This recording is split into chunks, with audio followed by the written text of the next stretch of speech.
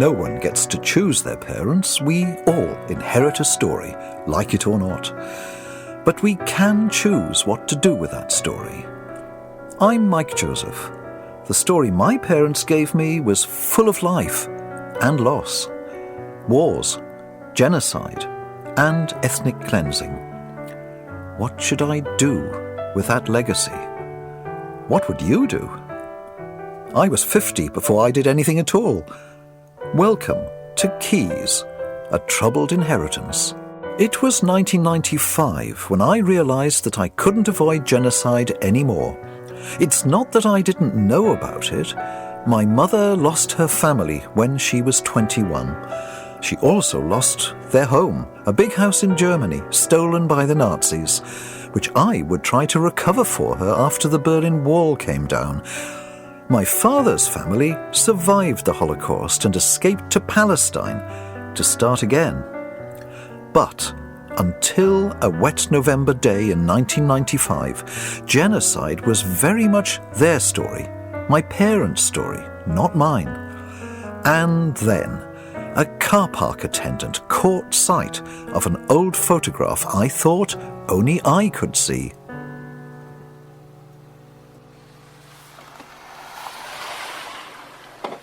This photograph is good.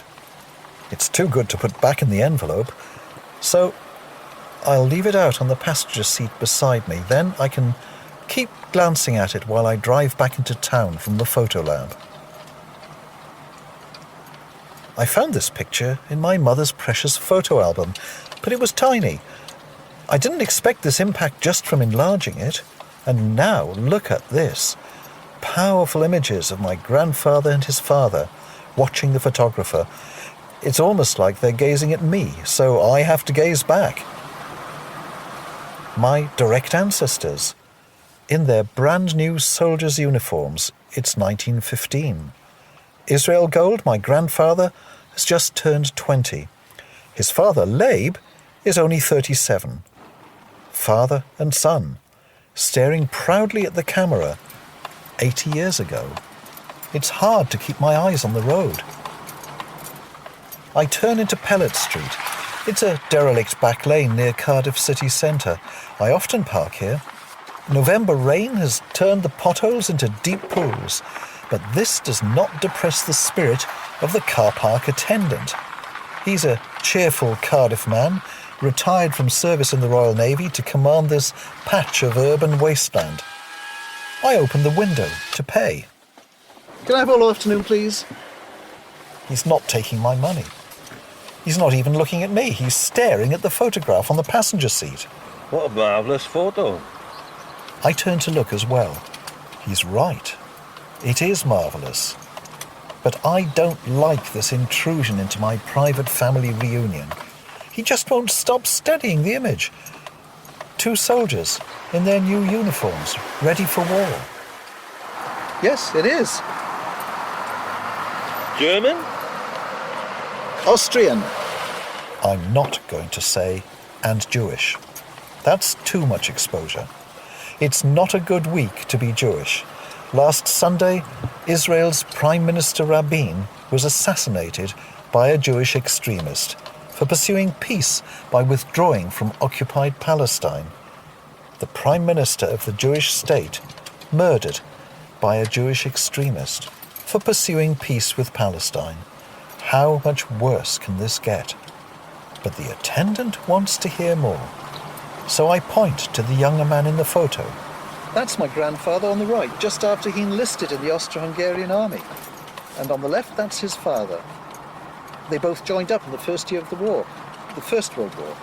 And that's when they had this photo taken. I can't believe it. The attendant still wants more. My great-grandfather died in the First World War. Typhus, I think. And my grandfather, Israel Gold, he was decorated and then murdered in the Second World War. My father was a small man, but he went into Belgium with his regiment. They shot every German soldier they could lay their hands on. Did you see that programme last night? I know what he means, and yes, I did see it. The People's Century, a BBC television history of the 20th century as experienced by ordinary people. Last night's episode was called master race. We saw ordinary Nazis talking about their mission to exterminate Jews. That was horribly timely. It's a year since the genocide in Rwanda. In just 3 months, around 1 million Tutsis were killed. Unlike the Holocaust, television images of the killings were sent across the world, and the world still didn't intervene. Genocide by machete. And even more recently, ethnic cleansing in Bosnia led to the genocidal massacre of 8,000 Bosnian Muslims in Srebrenica, the worst crime on European soil since the Second World War. Genocide is not only a shadow from history, it's in the news every night. People are talking about it. This car park attendant is talking about it. A genocide that affected both his family and mine. No way could they say they had to do that.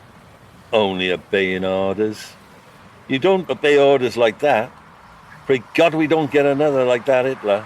This man speaks so clearly and so simply from the heart. And I'm still searching for words. The thing is, the important thing is to keep watching and to keep telling our children. Good man. In this wasteland of potholes, guarded by a man whose father had told him about Belsen, looking at the photo of my murdered grandfather, my purpose became so clear.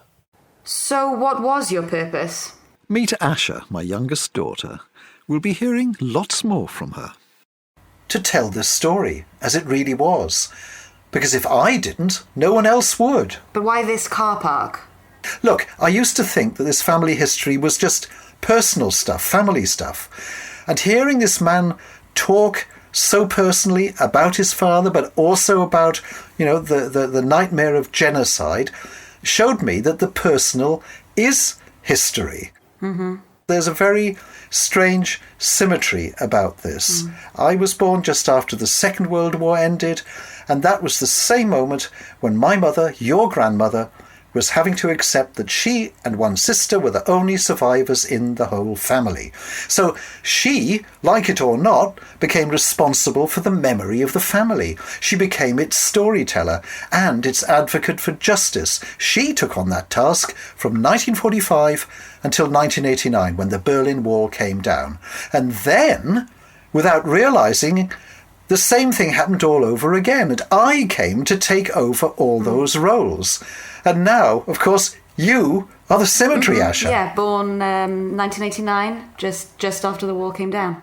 I think that being born in 1945 is unbelievable good luck. If I'd been born 5 years earlier, probably I would have been dead, either through, wartime bombing or Holocaust or what have you.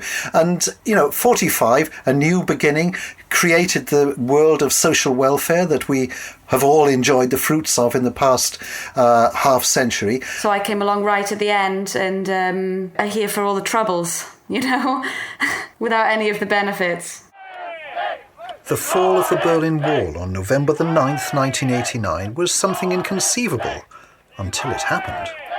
And the fall started not in Berlin, but in Leipzig, my mother's home city, 1 month earlier.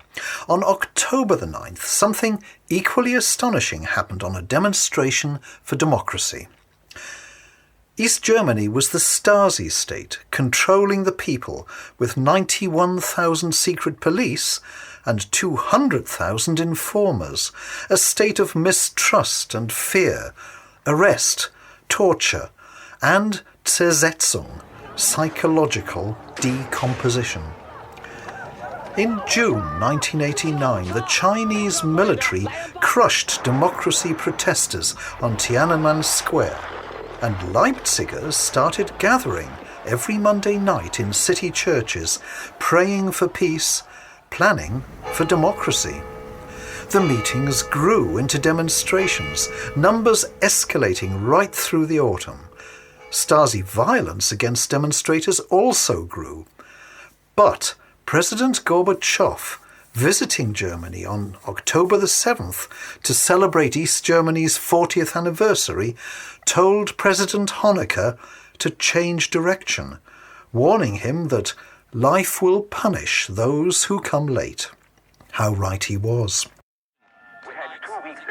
2 nights later, 70,000 Leipzig demonstrators set off from the Nikolaikirche, calling for democracy. Their slogans, Wir sind das Volk, we are the people, and keine Gewalt, no violence. This Monday night, October the 9th, for the first time, the vast crowd pushed on to Stasi district headquarters, and the moment of truth arrived. Now was the time for Honecker to apply the Chinese solution and summon the Stasi to rescue his regime. But there was no violence, no arrests, no visible Stasi. The crowd surged on, past Stasi HQ, triumphant. Leipzig started Germany's peaceful revolution. Only 1 month later, the Berlin Wall fell. And 1 year later, East Germany was no more. And Leipzig's reward was to find itself a crumbling relic of East German neglect, plagued with unemployment, homelessness, loss of its welfare state, and overwhelmed with people coming from the West to reclaim what they had lost in years gone by. I was one of those people.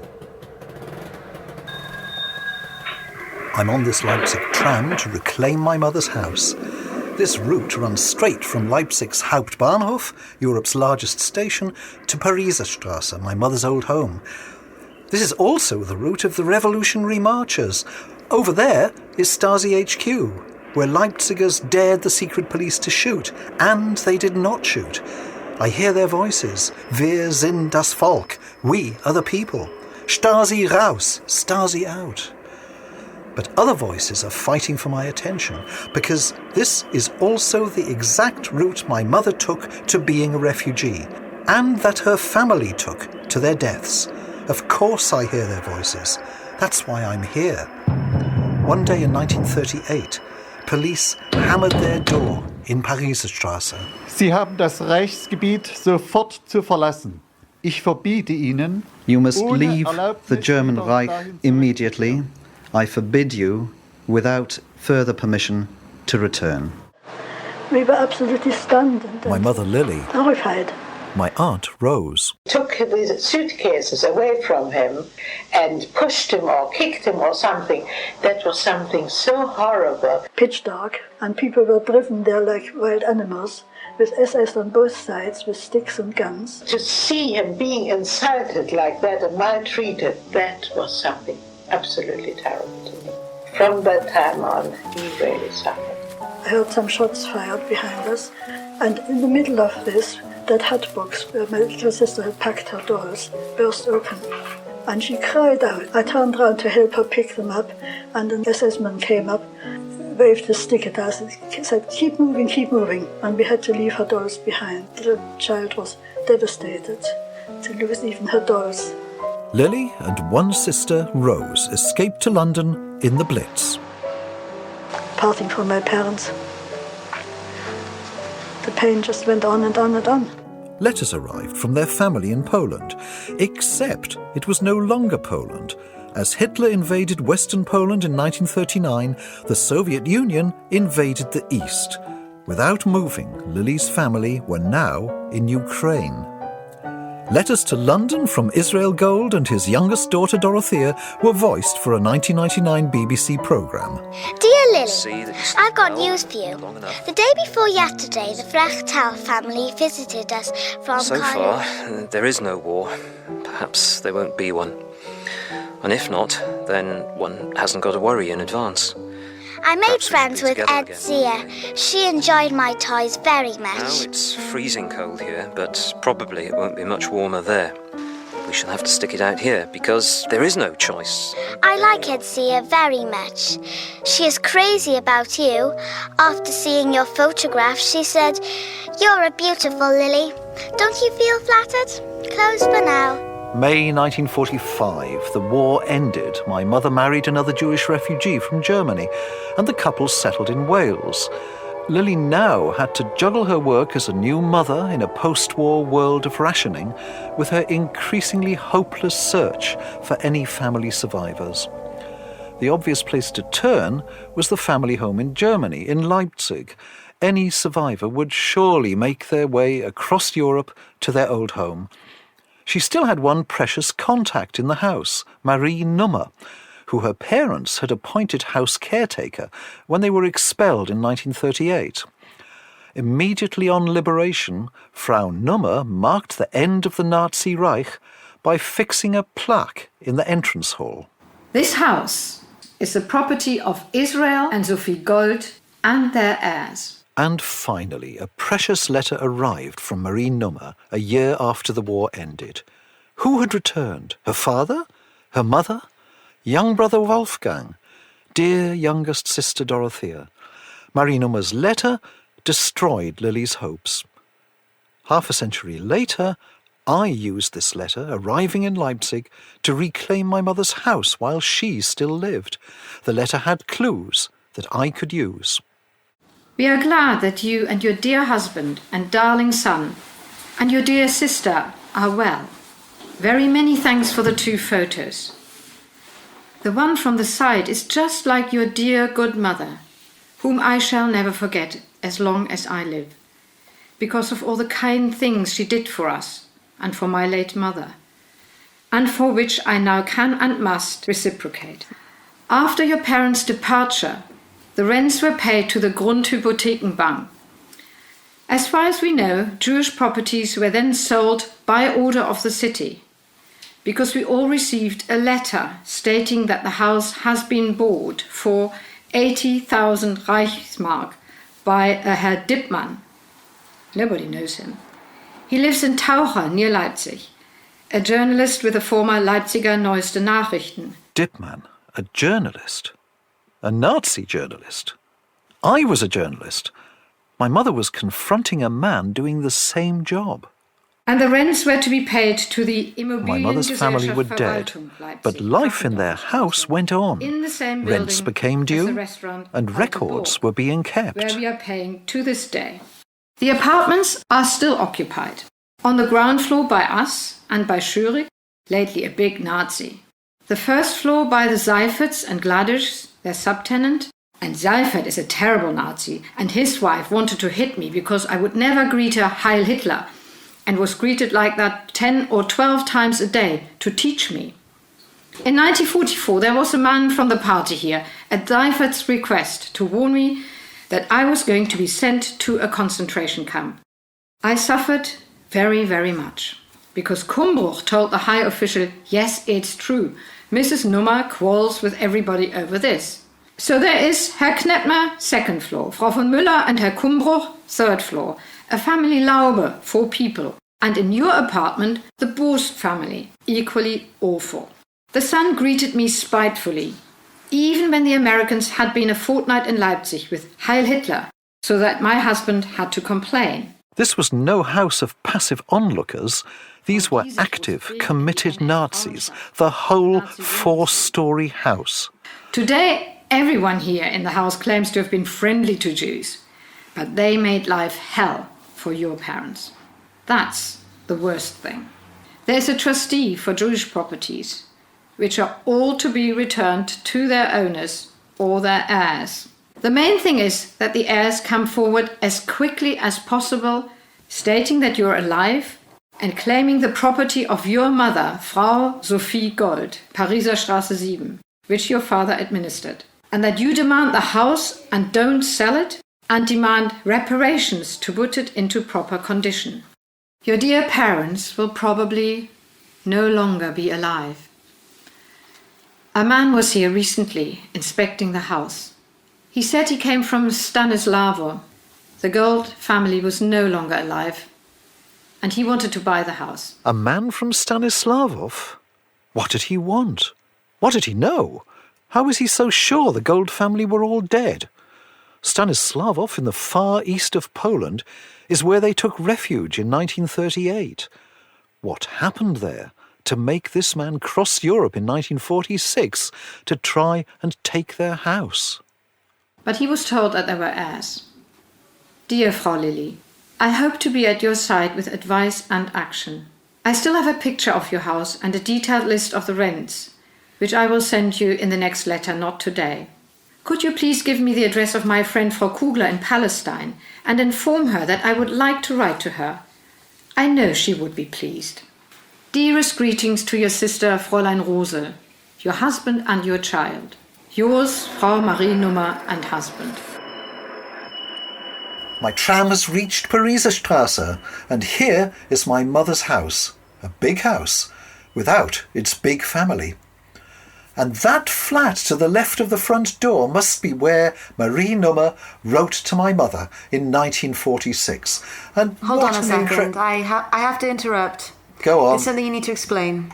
Go on. Why is it you seeing Lily's house for the first time, only in 1991? Why wasn't it Lily herself seeing it in 1946 or 1947? I was a young baby. I was a couple of months old. So young mother wasn't about to go trekking across Germany in ruins for any purpose. So that was the most obvious, immediate reason.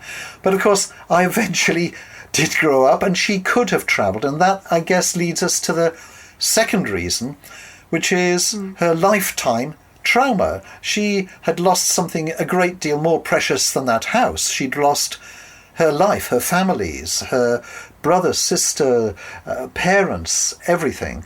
And that trauma she lived with, and she lived with it courageously all her life. But nevertheless, it wasn't something that she was going to willingly go back and reopen the pain of it by actually going to her old front door. And then there was a third reason. And that was all down to the man named in Marie Nummer's letter, the Nazi journalist Ralph Dipman, who took the house in 1943. My mother managed to get hold of a Jewish lawyer in Leipzig, one of the handful of Jewish survivors in the city after the war, and he took on her case and started writing to Dipman, telling him, well, hang on, I don't have to tell you that. Here's the letter that he wrote to Dipman in 1948. You acquired the property at Pariser Straße 7 from the Haupttreuhandstelle Ost, one of the worst departments of the criminal SS. The property was put up for sale without knowledge of the prior property owner, not binding in law because it was nothing more than a theft of Jewish assets. Participation in acts of plunder is a crime under Directive 38 of the Allied Control Council. My client requests that I order you to return the property. I give you due notice in this regard until 31st of October 1948. In reply to your letter of 15th of the 10th, I wish to inform you that I acquired the property lawfully by purchase. The purchase price was paid to the Deutsche Reich. I wish to confirm explicitly that I conducted the purchase in good faith in the legitimacy of the deal. I reject your insinuation regarding participation in acts of plunder. Without prejudice to, and in maintenance of, my rights to compensation from the Deutsche Reich or the present relevant authority, I am prepared to return the property to your client and to provide the necessary declaration to that purpose. However, I must not incur any costs whatsoever. Ralph Dipman. For all his bluster, Dipman knew the game was up. He had to give up his plunder. Hold on, though. And of course one moment, sorry. When did you say that Dipman wrote this? That was October 1948. Well, that's 3 years after the war. Leipzig wasn't under Allied control anymore. It was about to be East Germany. Yes, founded in 1949 in the Soviet zone of occupied Germany. East Germany was Soviet Russia's response to the founding of West Germany from the Western occupation zones. So now we had two new Germanys, frontline states in the new Cold War.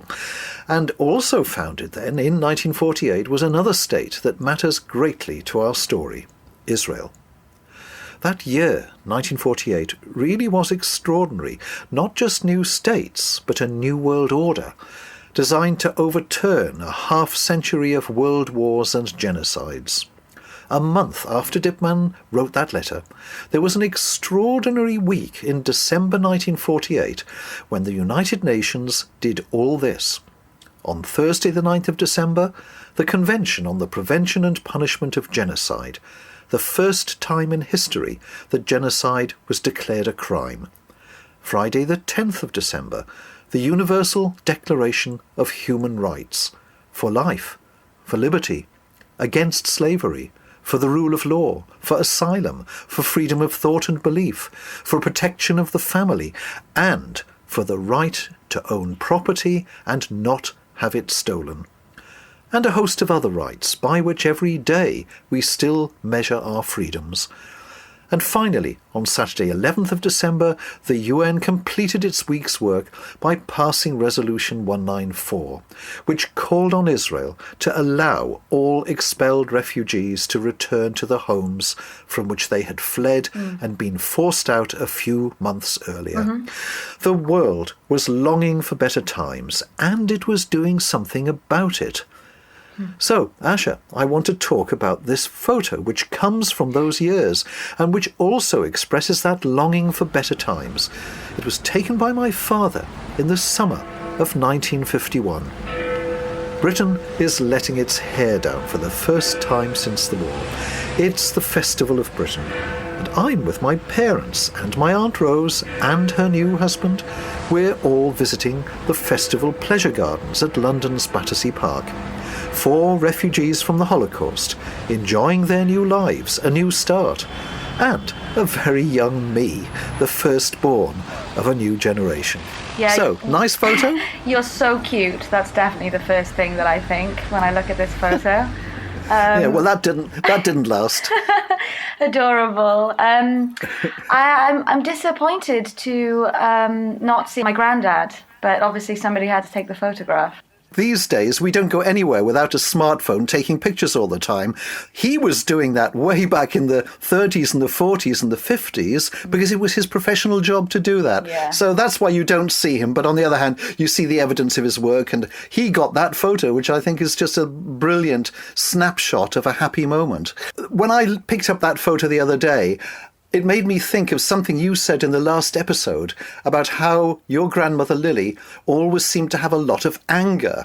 And this photo gives you another face of Lily. She's relaxed, she's smiling, she's linking arms with her sister Rose on one side and 5-year-old me on the other.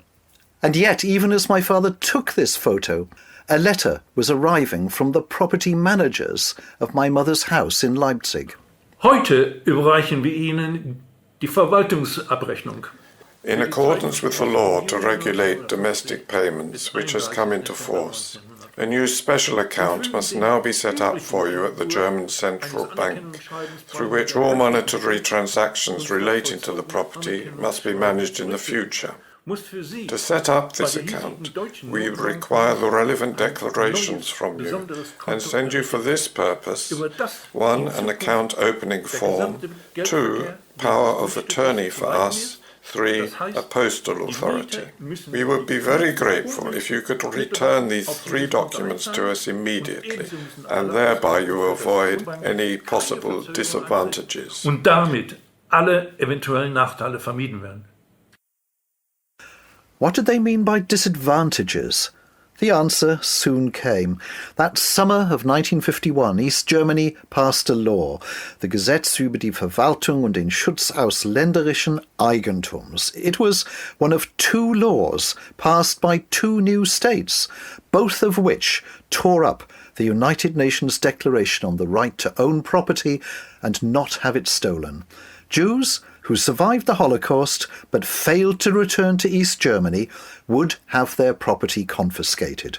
Well, of course, returning to Germany was anathema for most Jewish survivors, and so East Germany awarded itself a windfall of Jewish property, just as its predecessor, Nazi Germany, had done a few years earlier. I think it's important for you to say which the other state was that stole refugee property. I want to come to that in a minute because we really need to hear how East Germany defended this new theft. Ein Nicht-Ausbeuterstaat kann ebenso wenig A non-exploiting state cannot be the legal successor of an exploiting state, just as public property cannot be the legal successor of a capitalist company. This was the doctoral thesis of a young Leipzig lawyer, Wolfgang Vogel, on the restitution of fascist injustice in the GDR. On that basis, reparation law must fulfill the militant task of serving anti-fascist democratic forces, the workers, and thus democratic reconstruction. This foils the aim of the imperialist powers, who would impose on Germany the debt burden of the fascist imperialist state in order to sabotage democratic reconstruction, suppress the German nation, and keep it dependent. In Abhängigkeit zu halten. So, in Vogel's thesis, Jews were not mentioned. The Holocaust was not mentioned, and reparations and restitution for Jewish survivors was ruled out. Jews were not considered anti-fascist democratic forces. And Vogel's thesis became East Germany's answer for 40 years when challenged by the West for refusing to return Nazi-stolen property. Vogel soon joined the Stasi, the state's secret police, to become the chief spy trader of the Cold War. 1951, my mother lost her Leipzig home. Again, East Germany would give my mother's house to the workers, to the anti-fascist forces, communist pioneers, toiling to build actual existing socialism. Yes, that was the ideology. Here was the reality. They took my mother's house and gave it back to the Nazi journalist, the clever, posh Nazi, Ralph Dippmann.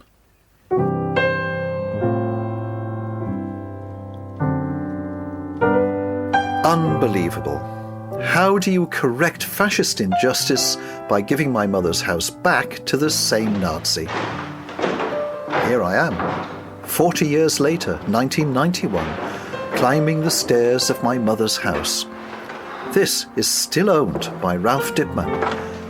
Who lives here now, apart from ghosts from the past?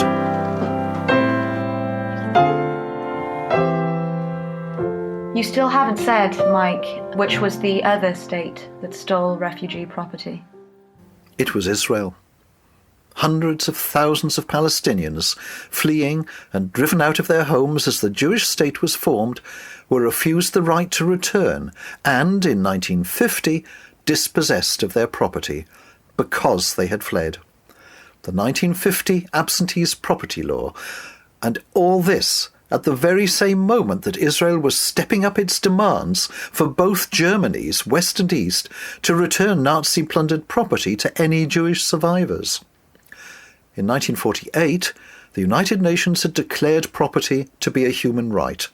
By 1951, East Germany and Israel had both denied that right to those who had fled.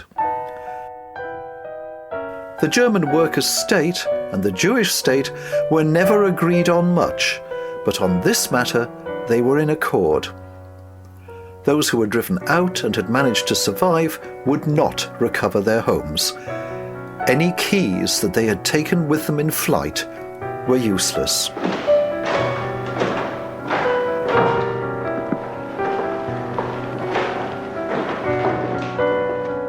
Thanks for joining us for Keys, A Troubled Inheritance, an investigation by Mike Joseph into genocide, ethnic cleansing, and one family.